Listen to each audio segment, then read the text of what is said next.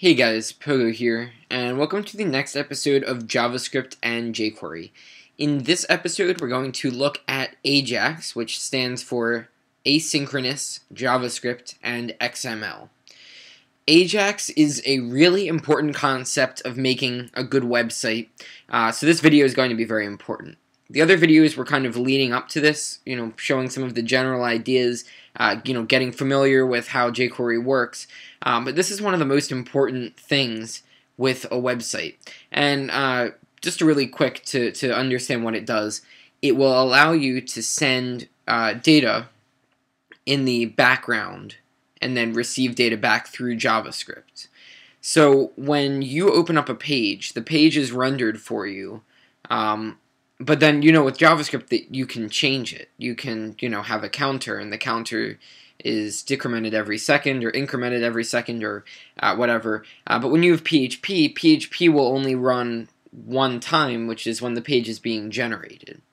But what you can do with AJAX is you can call PHP scripts, receive the information back, and then handle it.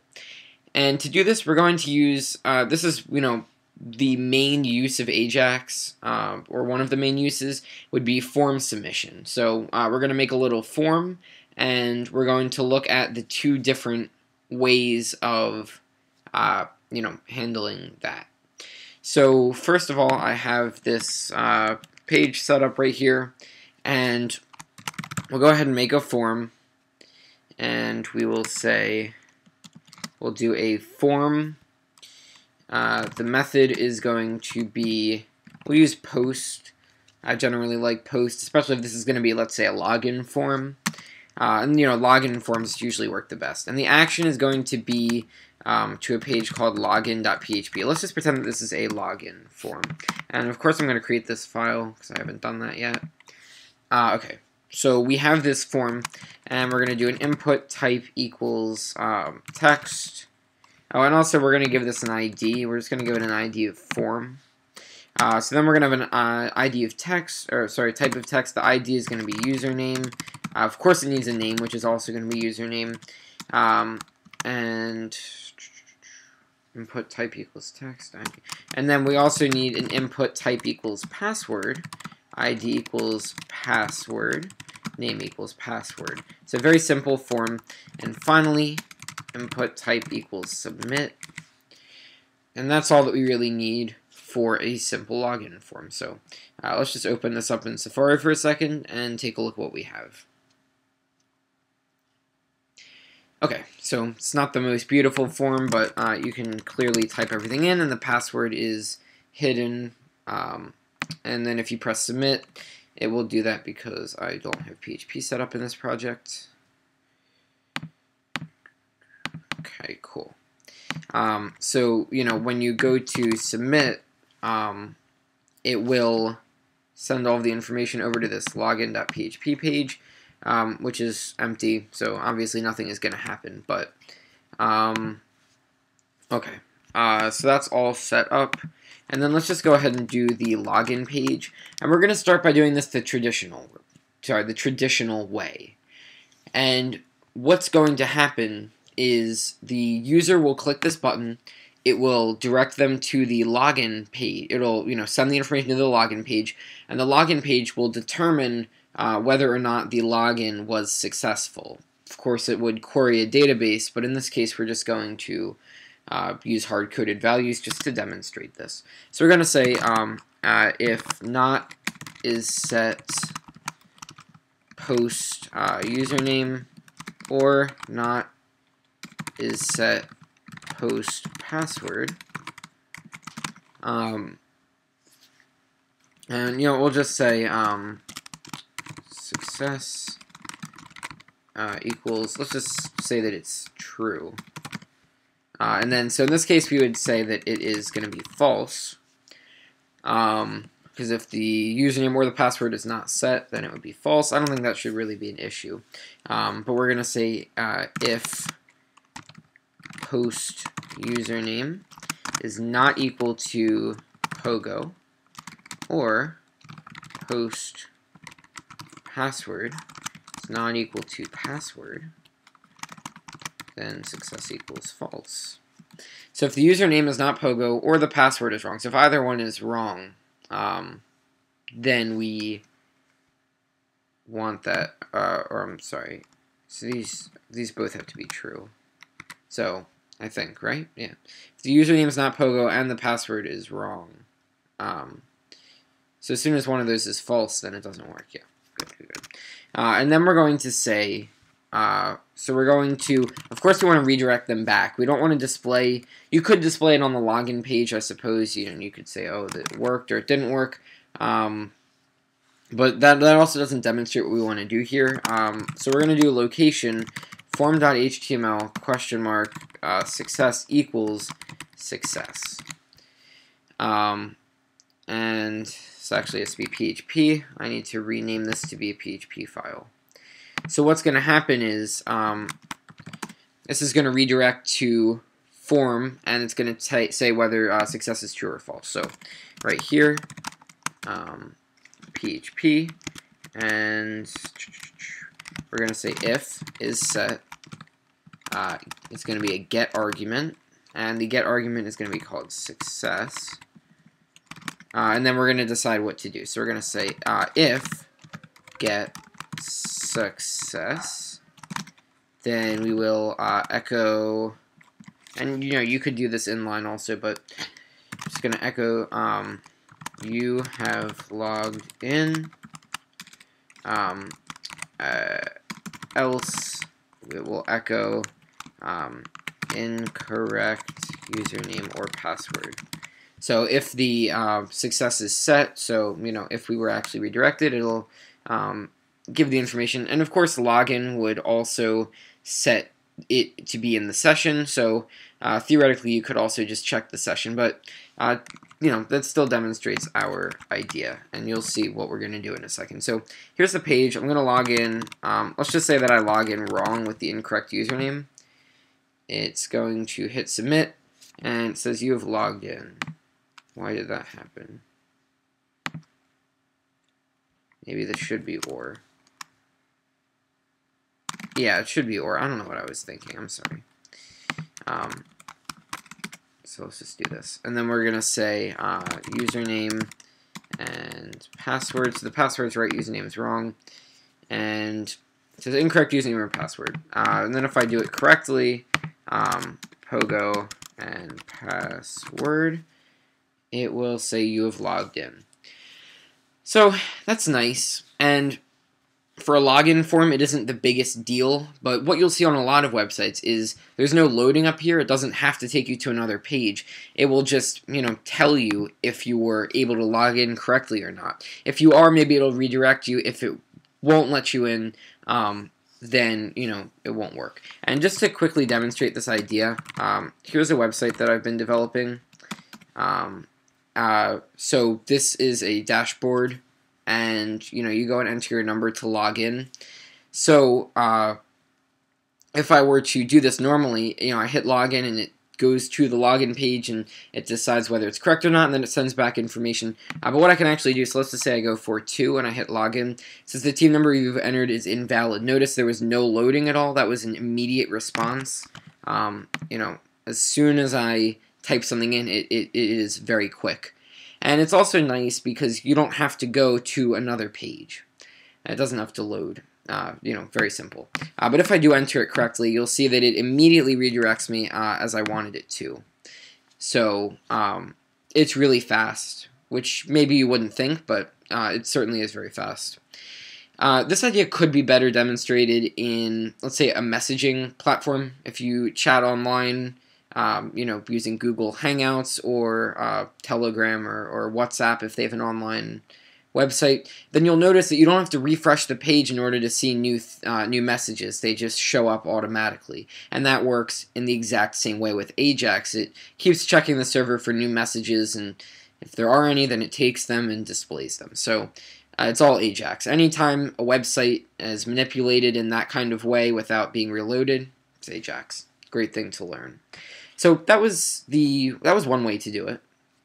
Not a terrible way, but it's also not the best way. It's not as fast and not as clean, and it's not as nice for the user to deal with that. So we're going to go ahead and delete that, and we're also going to delete this header, and we'll see that in a second. So what we're going to do here is we're going to use some AJAX. So the first part is we're going to have a P with the ID of success, and we're going to use that to store our message. So that'll, have, you logged in or you didn't log in, and if there's no message, then it won't display anything.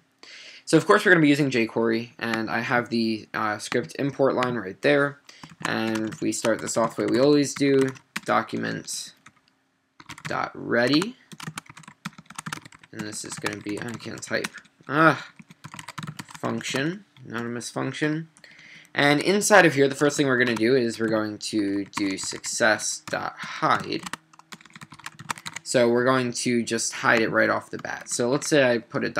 in there, and I reload, you'll see it just doesn't show up at all because it is hidden. Now what we're going to do is we're going to remove method and action from the form because we're actually going to handle submitting it with the JavaScript. And of course we gave it an ID, which is really important. So we're going to say form, get it by its ID, and we're going to use the submit function. We're going to pass it an anonymous function, and this will take a variable called e, which represents the event. And the first thing is e.preventDefault. We want to stop it from the default action. So if I leave this line out, we'll see that if I hit submit, it's going to refresh the page, and it's going to submit the information in a GET request to here. So we clearly don't want that to happen. I'm going to take that back out, and you'll notice that if I hit submit now, it's just nothing happens. So when the form is submitted, all I'm doing is saying don't do what you did before. So now we can actually go ahead and use jQuery. Now, jQuery provides a couple of different ways to perform AJAX operations. The easiest ones that we will need is $.get and $.post. They both work the exact same way, but one sends a GET request and one sends a POST request. In this example, we're using POST, so we're going to send a POST request. You would just replace the word POST with GET. So $.post, and you remember that $$ means jQuery. It's a function, but it's also a variable or a class, so there's this post method. And the first thing we're going to give it is where do we want it to post, so login.php. Next is the data that it's going to post, and to get the data from the form, you're just going to write idform.serialize. And that's going to put it in the kind of format that we want. And then finally, this is going to take a function data, and there's actually one more thing, is the word JSON like that. So what's going to happen is when I submit the form, when I click that submit button, it's first going to stop the default behavior, which we saw submitted it as a GET request to the current page. We don't want that. It's going to submit it to login.php. It's going to post, use the post protocol. To login.php, it's going to serialize the contents of form, so it'll stick username and password in the correct format. You could do it manually, but it doesn't make sense. Then we have this anonymous function with the data, and this is going to be the response that we get, because obviously we need to know what happens. And the final parameter, JSON, is telling it that we want it back in JSON. JSON is JavaScript object notation. It's just a nice and easy way to describe essentially a map, different keys and values. And JavaScript supports it natively, so you can start typing out JSON, and JavaScript will be just fine with that. PHP also has super simple support for it, so no problem there. So right here, instead of doing a header, because we're going to be calling this from JavaScript, we're going to instead echo out, and we're going to use the JSON Encode function. And in there, it's going to take an array, which is what we want to be translated into JSON. So we're going to give it an array where the key of success translates to whatever this variable is. So it'll either be true or false. And what we're going to do here is we're going to say if data at index success. Remember, this is treated just like a map. So when I say that success is equal to whatever true or false, it works the same way with the JavaScript. So if data at index success, so if it's true, then we are going to find the success P, and we're going to set the text to be you have logged in, or whatever it was before. And otherwise, if it doesn't work, then we're going to find success, and we're going to set it to be invalid username or password. And theoretically, this should work. I don't know. So, username, let's just do it wrong. And wrong username, correct password. I hit submit. And alright, so not working. Good, good, good. I can't say I expected it to work. So the question is, why does it not work? Let's just try removing this for 1 second. You see, it still submitted it.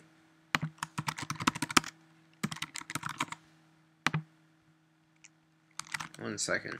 Still seems like it's submitting it wrong, unless it isn't. No, so you can see that it's clearly being stopped, but this post is not working. So, hang on 1 second, I'm just probably making a silly mistake. Okay, I think the issue is that success is hidden, so it probably did work, but we just couldn't see it. So what we will do is, after we set it, we're going to do show. And don't worry about, actually I guess we can just append that. So whatever dot show, you can chain these calls together just to make it nice and neat. But we'll just reload the page now, and you'll see that we'll say username and then some wrong password. I hit submit, and it immediately says invalid username and password, or password. That was really, really fast. It was a lot faster than the old way, because before it had to load up that page and then, you know, send us back here. But that was really fast. And if I go and type in the word password, so I have to type in the username correctly, pogo and password.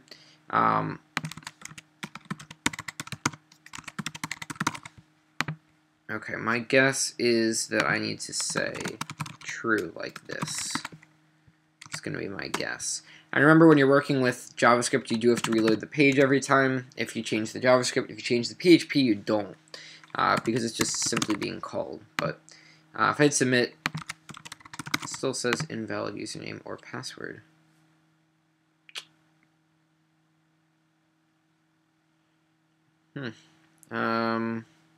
Okay, so good lesson in debugging.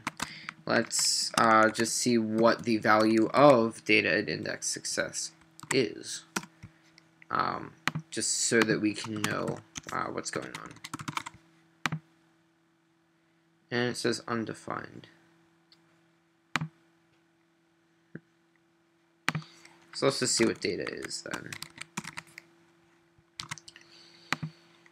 And the problem with this sometimes is when you're going to debug it, sometimes you have to print out what data is. You have to see what data is because it might contain errors from PHP itself. So if you ever get an error like that, you know, this could say, you know, some undefined variable or whatever from PHP. So sometimes a good idea to alert that. But we can see that it clearly says that success is true. So maybe I just have to put the word JSON back.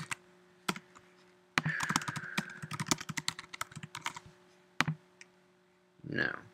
Alright, then let's just make this a little bit easier. You don't have to use JSON. If you're echoing back a lot of information, then you do, so that it'll be formatted easily. But you can just do plain text. So I can just say if data is equal to true. And then theoretically this should work now. If not, I'm going to be kind of annoyed.